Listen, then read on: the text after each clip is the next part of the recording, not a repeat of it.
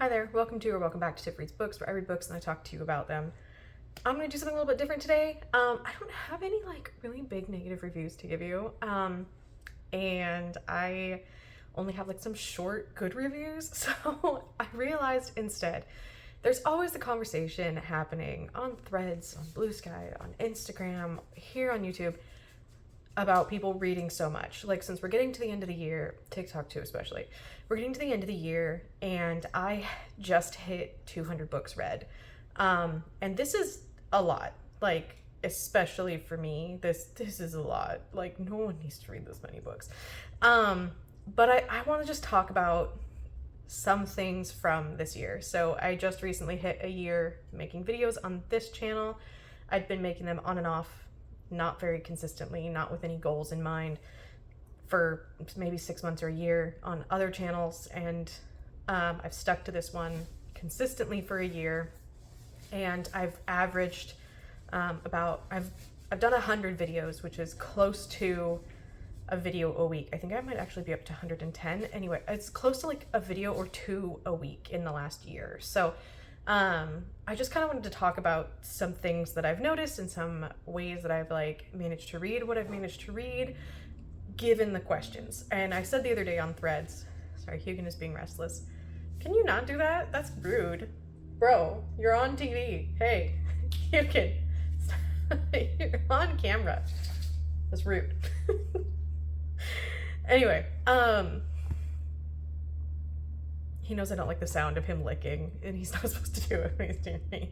He can go into the other room and do it. Anyway, okay, so I posted on Threads the other day that I was like, I really feel like with all these questions that it's got to be engagement bait that people constantly ask on Threads, because all you have to do is search for the question and it'll come up as, how do people read so much a year? How do you read more than 100 books a year? For those of you who've read more than 100 books a year, how do you do it? And I was like, I feel like all of us who read that much should have a pinned post, because most of us are answering the same way. We're saying the same things, but then I feel like that would feel like it's bragging. So I'm not doing this to brag. I just kind of want to talk about why I've read this much and how, and maybe some tips if you want to increase your reading, because my history with reading is this. I kind of started reading again, and then in 2022, my boyfriend, I had started dating him a year before. He was like, if I give you a book, would you read it? And I was like, sure. And he was like, okay, this is one of my favorite books. So he debated between giving me two, and he gave me Moon Called. Kind of liked it, but that kind of kicked me back into, oh, I like reading. And so 2023, I was like, hey, let's try and read a book a month. And the way that I decided to try and read a book a month was I was going to dedicate 45 minutes a day to having a book open in front of me. It didn't matter if I wasn't timing whether I was reading it or not, but I had about 45 minutes every evening after work that I knew I could dedicate 45 minutes. And the first month I ended up reading 3 books. And I was like, holy shit, what? Just dedicating that 45 minutes a day. And then I did the same thing in February. February, I think I only finished 2 books. I was a little bit slower. We had a lot of things going on. March, we moved into this place, and I kept getting emails from Audible because I'm a Prime member. I kept getting emails like, hey, free 3 months of Audible, free 3 months, free 3 months. So I was like, you know what? I'm doing a ton of stuff. I'm trying to set up this house. I'm trying to move everything in. Let's try it. And I started getting hooked on audiobooks. So from then on, I started actually making big leaps in my book goals. But what I was doing was I was making sure that I was still physically reading. And so that meant I always had 2 different books on the go, because I didn't like tracking. This is just me being particular. I don't like tracking books that I've listened to and read, because I need the pages and the minutes to be accurate. Otherwise it makes me uncomfortable. So I'm always got 2 books on the go. I've always got an audiobook for the car, and this is because I got really into podcasts, and then they just weren't long enough because I was sitting in traffic for 3 hours at a time for work, and the podcast would end, and I didn't want to be driving and trying to start the next episode or find a different thing to listen to, and I couldn't get them queued up correctly, and I just was like, okay, let's try audiobooks in the car. And I drive so much that I love audiobooks in the car. So basically Since then, I have made this thing where I dedicate at least a half an hour to an hour every single day to sit down with a book in front of me. Sometimes that does not happen. So a lot of times when my boyfriend is off and I'm off at the same time, we'll be spending time together and I won't necessarily have time to have a book in front of me. I'll be tired. I'll just want to go to bed at the end of the day and I won't end up picking up a book. And what I'll do then instead is every time I take the dog for a walk, I'm listening to 30 minutes of an audiobook. And that 30 minutes keeps me in the routine of reading. So my whole point with all of this, which I'll probably cut out. So my first big thing to increase your reading, if you are trying to increase it, is to set yourself up for success by setting yourself a schedule.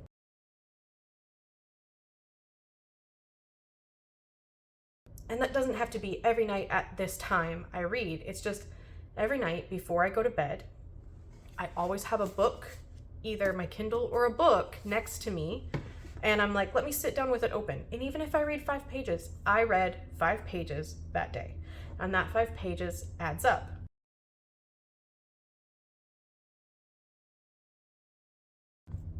The other thing is reading slumps are real, especially if I get a lot of bad books in a row.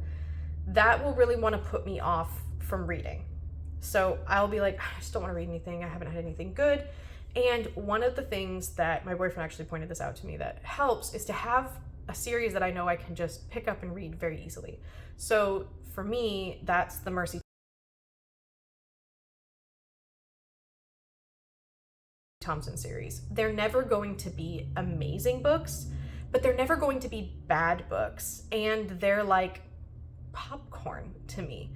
They're like, I pick it up and I can just go through it without really paying a whole lot of attention. There's no like deep twisty thing. There is always some sort of mystery. I call them Scooby-Doo books. Like it's like an episode of Scooby-Doo. It's not that deep and it's entertaining. So it doesn't have to be that serious, but a series that is, you can go to that author, you can go to those books, you can pick it up very easily. And I tend to save those books for when I'm feeling kind of slumpy. The third thing on this is to reread.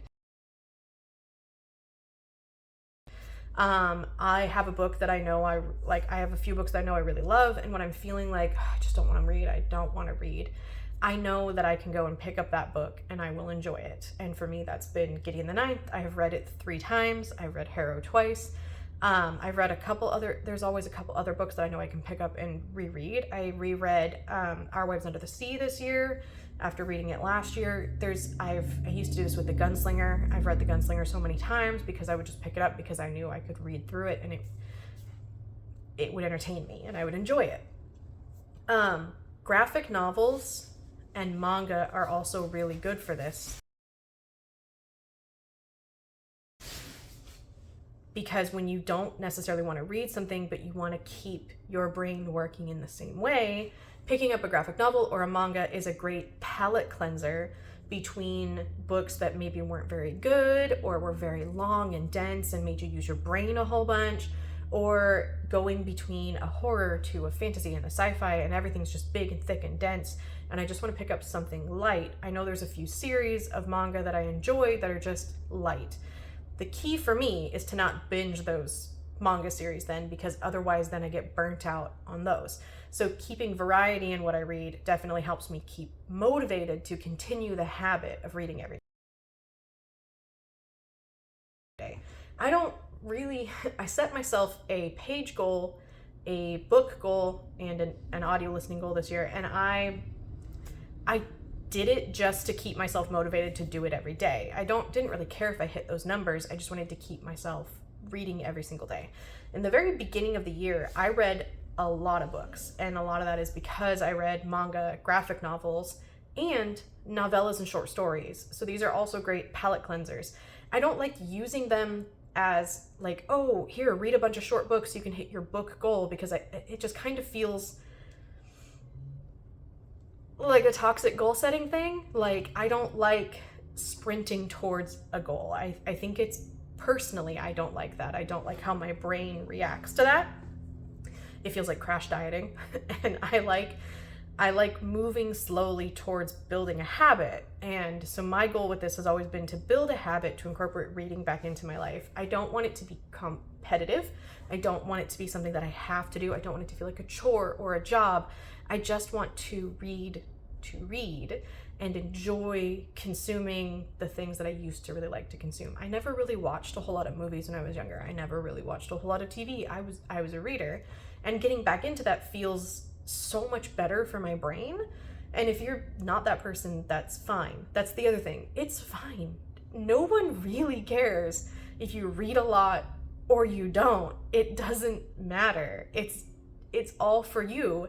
If you don't want to do it, don't do it. But there's no reason to judge other people for doing it. There's no reason to judge other people for not reading this much or for reading too much. It happens way too often. So the other things to keep in mind, okay, is when I say I've read 200 books, under 50%, I think it's like 48% of those are audiobooks. And then I think like 20% of those are manga and graphic novels. So then there's a selection of like novels and novellas. So it's a variety of things that I have read. And keeping in mind, I have a very flexible job. I work salary, so I can work different times of the day unless it's a required field work day or I have meetings. I can kind of spread things out throughout the day, so I can take breaks and go on long walks with my dog and listen to an audiobook on my lunch, and then still come home and eat lunch in front of my computer. So while I'm working, I have that flexibility. Number 2 is I don't have kids. So I have so much more time in the day, on the weekends, at night. I don't have kids that I'm responsible for taking care of, and that makes reading a lot easier. The other thing I will say is I've seen a couple of bad takes this year on how it's better if you don't read a lot of books because that means you don't spend a lot of money. And I wanna, sorry, I needed to shift. My hips suck. I have not bought a lot of books. I haven't done the math in a while because it was getting to be a lot to do the math, but I have done four bookstore trips this year where I've spent $50 each time, I think, or less. I've spent a total of, like, I have spent from my own money maybe $200 this year on books. I buy books used. I buy like used from Half Price Books or used from thrift stores for $1 or $2. I occasionally buy books new, but not very often. But I don't buy a lot of my books. I borrow them from Libby or from my library. I go into my library and I buy them, and I borrow them. If I really like them and I think I want to reread and annotate or just have a copy on my shelf, then I will buy the book. But 9 times out of 10, I will buy it used. So I don't spend a lot of money to be able to read. So I know there's like a fear. Hugan. He's being all anxious because I'm talking. I know there's like this, like, I don't, don't read like that because then you spend too much money. And I don't spend money. A lot of people that I follow on Instagram that I'm mutuals with that read a lot as well, they're using library books too. A lot of us are using Libby. NetGalley ARCs is another one that I get a lot. I was getting a lot of ARCs from NetGalley and I was not spending any money. Those are advanced reader copies, so I get them before they're out. I'm not going to be doing that next year, but I just wanted to talk about that because I think it comes up a lot this year. The other thing too is doing the videos helps. This is like my encouragement. I enjoy doing this. I don't have a whole lot of followers, and that's fine. I like having these videos. I like having these conversations. I love the people that come in the comments and talk to me about things. This is just a hobby that I do in my spare time because I like doing it, and I read so that I can then do this. And this gives me an outlet for my reading and encourages me to read because it's like, oh, I have this thing I want to talk to somebody about. And Instagram is kind of the same way. I post in my stories all the time. I'm probably obnoxious, but because I'm always in my stories. But I've made some really great connections doing that, and I find it to be so much fun. And I think that is one of my favorite things about reading, and why I have continued to read is when I'm reading and I'm posting on Instagram, or I'm reading and I'm posting here, I have now this great community of people who are interested in similar things and have similar worldviews as me, and it's so nice to be around people who have shared experiences and different experiences, but have like things in common with me. And that's kind of the great thing I think about being in any group of people. If you're a movie person and you find other movie people, if you're a TV show person, if you're a hiker, if you're a runner, you find your people at some point. And it's just been really nice to find my people, and enjoy reading books that they've loved and then encouraging them to read books that I've loved and to have those shared experiences. Ending this video was hard. I don't know what to say. So I'm gonna say, I think the most important takeaway from this that I would say is it's not about the destination, it's about the journey. And it's about taking that time for yourself to do something that you enjoy doing. If making it a competition is something that you enjoy, then sure, make it a competition, but make it a competition with yourself, not with other people. Because as soon as you start competing with other people, you're just going to be disappointed. Read more than you read yesterday. Read more than you read last year. That's all. Anyway, thanks for sitting around with me. Thanks for spending a year with me. And hopefully I'll keep making more. I'll see you on Tuesday for a Here's What I've Been Reading.